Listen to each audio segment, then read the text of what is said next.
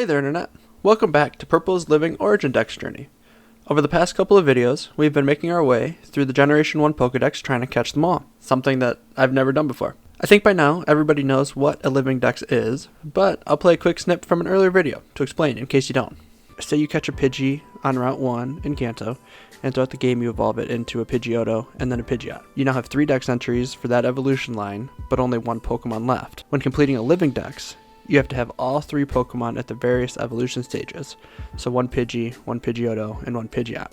And on top of that, I will be also attempting to try to catch the Pokemon within their home region whenever possible. Okay, with all that said, let's catch up with Purple and see how he slept last night. Oh, good morning world. Man, yesterday was rough. My back hurts a little bit from all the running around catching Pokemon. But you know what they say, gotta catch them all, right?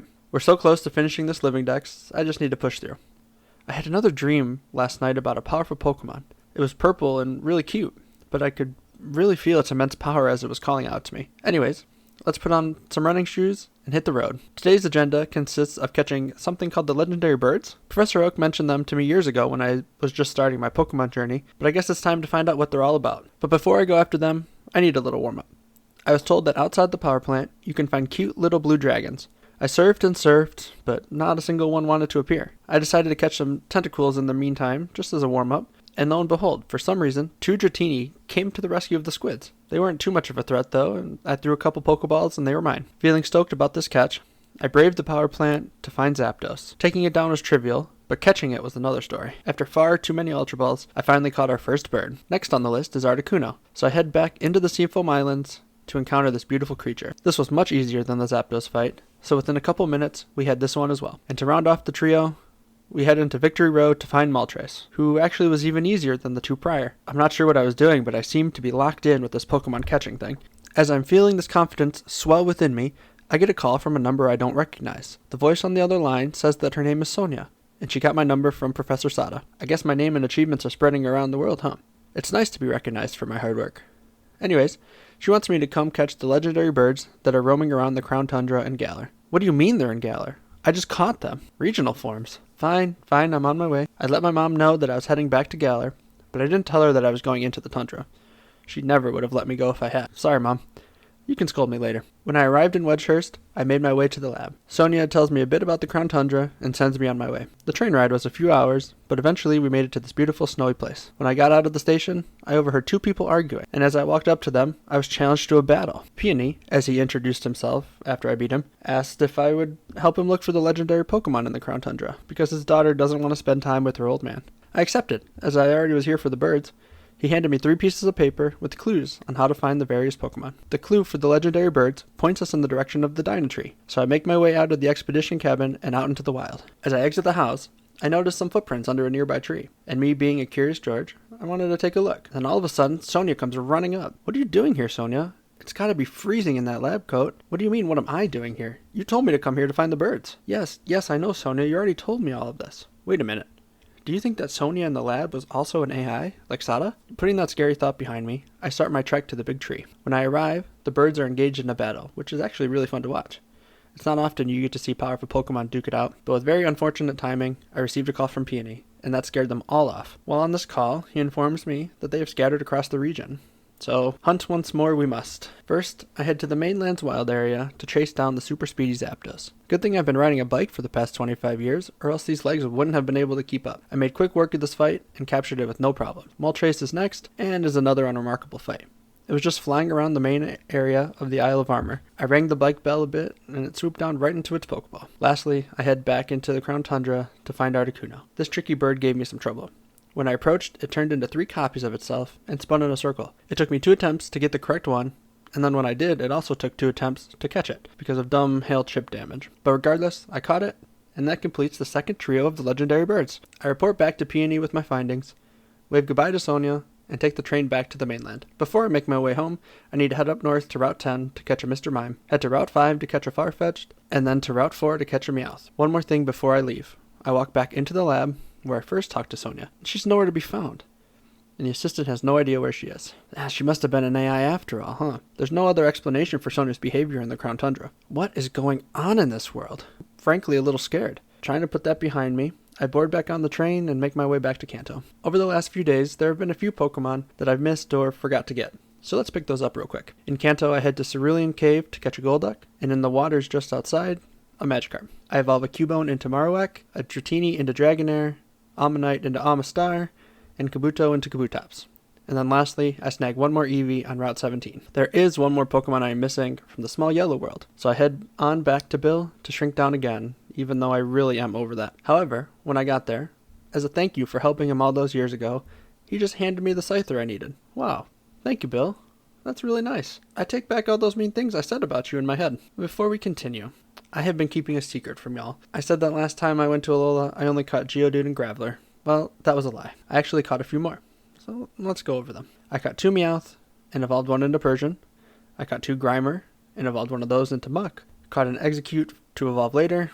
And lastly, a Cubone, and subsequently evolved it into a Marowak. I know, I'm sorry I lied to you, but please forgive me. We're gonna keep going. And now this brings us to the most entertaining part of our journey, the stone and trait evolutions. There really isn't too much to say here, so please enjoy Moonlight Sonata while I complete all of these evolutions.